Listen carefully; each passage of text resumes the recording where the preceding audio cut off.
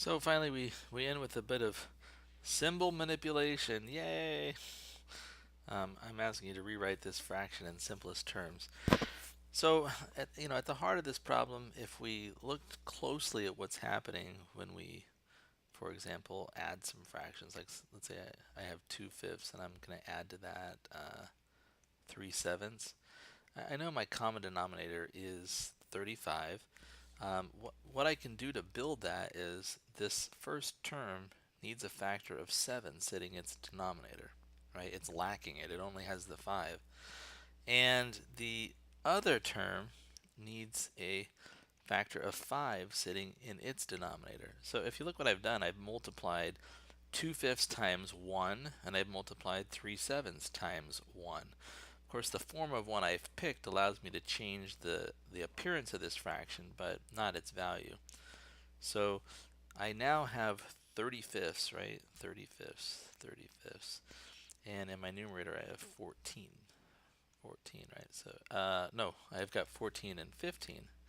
3 times 5 is 15. So when I combine those, I'm looking at 29/35. So essentially, that's what's happening here, but it doesn't feel like it, right? Because it's all completely abstract. Let me rewrite this with a little bit more space. So here's 3 over x, and then plus 2 over x plus y. So it might be helpful for me to look at this as a chunk, right? Because there are two terms there, so x plus y.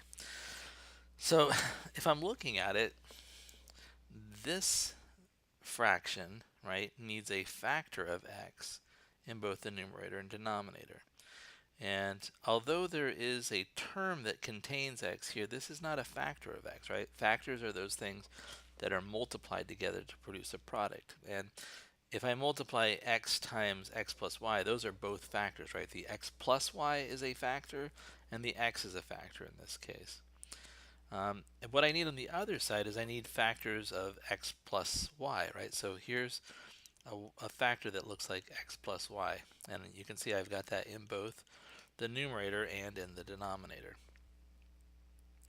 So if I simplify this, right, take a look at my denominator now. My denominator is x times x plus y, and we've been looking at that distributive property, right? I can rewrite that as x squared plus an xy. You can see I just pushed that factor of x into both of these terms.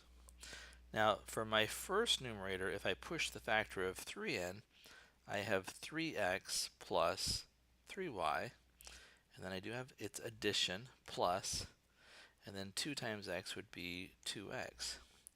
Now at this point I can see that, oh, I have like terms on my numerator. I can combine those, and we'll do that with 3x and 2x. You can see here's a 3x and here's a 2x. I end up with an answer of 5x in my numerator plus 3y, and on my denominator I have an x squared plus an xy. So this is what I get when I simplify these, right? I've got did I write that incorrectly? I believe that's right.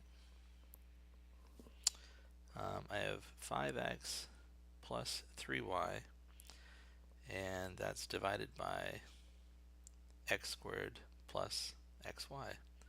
5x plus 3y all over x squared plus xy.